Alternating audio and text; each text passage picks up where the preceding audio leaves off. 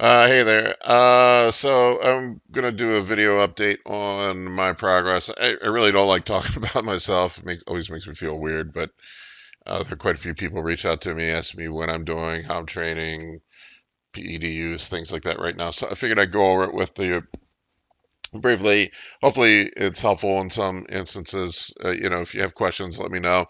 Um, Before I start, please follow me on Instagram at Paul K. Barnett. Like my video and subscribe. I get a lot of people watching these videos. I don't get a lot of people subscribing. It appeases the YouTube gods if you subscribe. Really subscribe. It really helps me out. I'm trying to get to 1,000 subscribers right now. But anyway, that's my goal at the time. But let's dig into this a little bit. So post show, did my bodybuilding show a little over 12 weeks ago.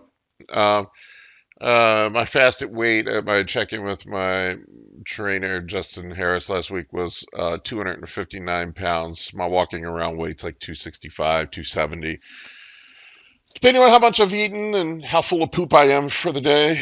But 12 weeks post show, I am up 85 pounds. You can see the before and after. I look at my show pictures now. I was pretty emaciated.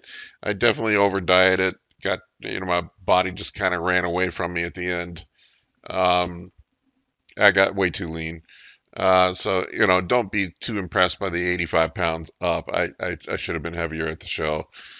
Um, I have picked up some body fat along the way. I will say I have not been perfect with the diet. I've been relatively close, maybe an extra cheat meal here and there or a bite of my kids' Halloween candy, but I'd say I've been 90% compliant with the diet. We're just doing the typical carb cycling.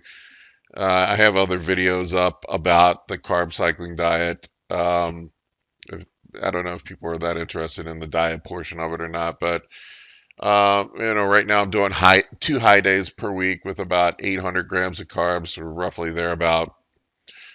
Other training days are medium carb days. We pulled the carbs back just a tad on those days.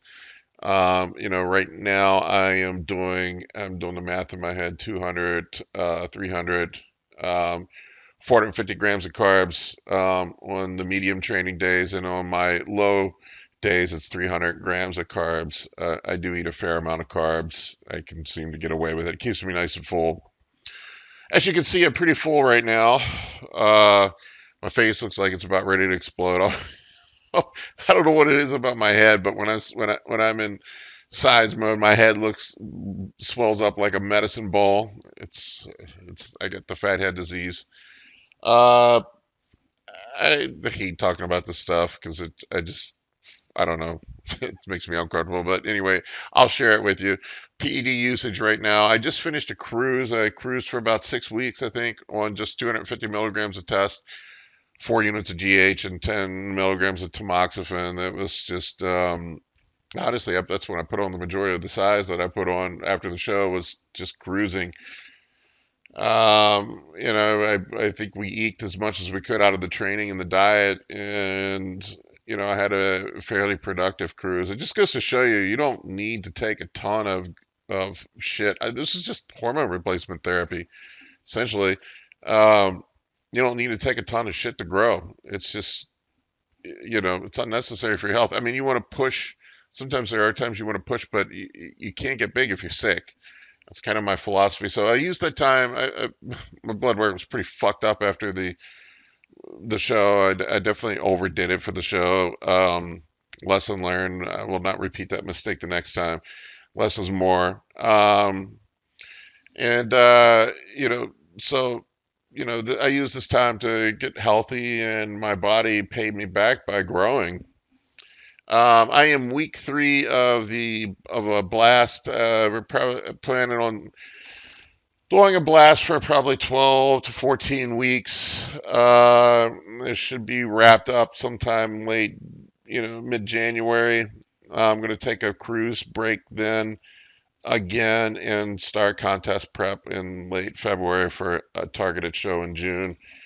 But right now the blast is 750 milligrams of test a week, 600 milligrams of equipoise.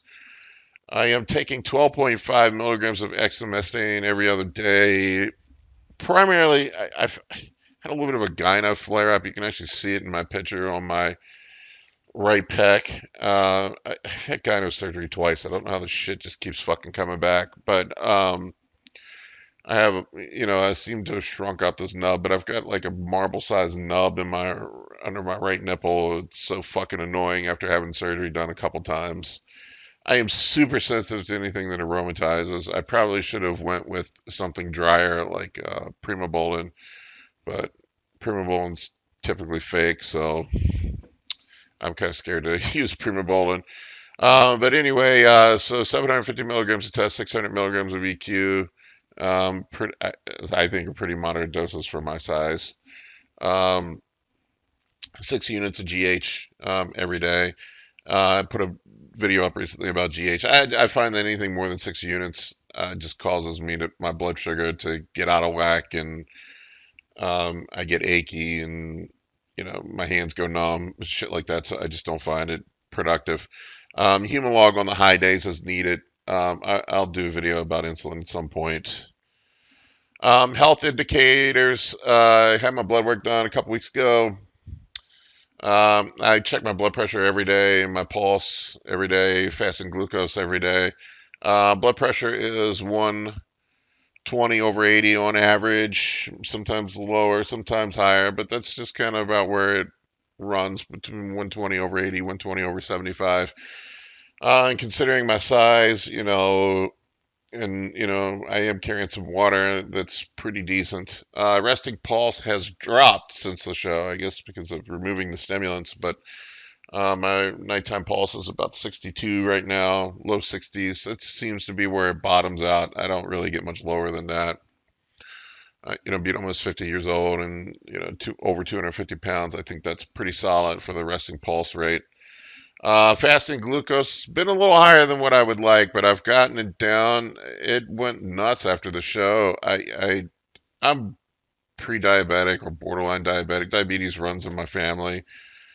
So I pushed the GH up to 8 units during the show, and I don't know if that fucked my glucose tolerance up. I also went on a bender after the show, eating a lot of sugar, which I can't get away with. I can't eat sweets and get away with it. It just fucks me up. Um, so it's been around 110 on average right now. It's higher than what I would like. I want to get it down into the 90s. So I am working on that. My blood work, everything was pretty much back in normal after the show. My liver was completely blown out after the show, and my thyroid was fucked up. Everything was, you know. So those are the two things that were kind of messed up. Actually, my lipids were great after the show, and they got worse, probably from eating like shit more than anything. So my HDL was a tad low at 38. It should be over 40, but 38's not too crazy. And my LDL was just a bit high. It wasn't anything stupid. I think it was like 120 or something. Um, which all things considering, all the shit food I was eating for a while after the show, it's probably not too bad. My triglycerides were blown out though. They were close to 300. I think a combination of the Novodex, too much sugar in my diet, and my blood sugar just running high constantly pushed my triglycerides higher. I'm getting that back under control now. Tightening my diet up. I dropped the Novodex. Novodex has been shown in clinical trials to raise triglycerides. I never have had an issue with it before, but I pulled it out of an abundance of caution. We'll see if it makes any difference. Kidneys were in great shape. My GFR was a 97. Thyroid had mostly returned to normal. T3 was great. My T4 was just a tad under normal, just a tad, just like one tenth of a point under normal. It wasn't anything crazy, so I would assume that would return to normal. My T3 was actually high, which it's funny because usually people that run a lot of GH, their T3 gets low. I just have super fast metabolism. I think my T3 is always high naturally. I don't do anything. It's just that way. Liver values were back to perfect. My hematocrit was the high end of normal. I think it was 49 or 50. I have to keep an eye on that with using equipoise because equipoise does raise your hematocrit. Prescription medicines that I'm on metformin for the glucose control. Um, I also use Lantus at night, a basal insulin to help with the keep my blood sugar in check. X-Forge, which is a blood pressure medicine. I've messed around with different blood pressure medicines, and this one works the best out of any I've ever used. I mean, I take half a pill, and it pulls me down to 120 over 80. My blood pressure tends to run high normally. Even when I was 170 pounds in college, my blood pressure was high. But Imlodipine has two different blood pressure medicines in it, so it hits two pathways for lowering blood pressure. It has a calcium channel blocker and an angiotensin receptor blocker, so it works through both ways. I've tried calcium channel blockers by themselves, and they don't make much of a difference in my blood pressure. And I've tried ARBs by themselves, and it wasn't as good. But the two together, even though it's lower doses, seems to have some synergy that really pulls my blood pressure down. I'm also taking Prevestatin to get my triglycerides in the lowest dose possible. I forget what it is. I think it's 5 milligrams or something. Don't quote me on that. Whatever the doctor gave me, but to get my cholesterol and triglycerides back in check, I try to pay attention to that. Especially, just heard Sean Roden potentially had a heart attack, but this is something to keep an eye on. A lot of guys don't pay attention to see if they have um, blockages or high cholesterol. Years and years of fucking with. This is the thing with taking too many anti-estrogens and staying on dry steroids year round, where your estrogen gets crushed.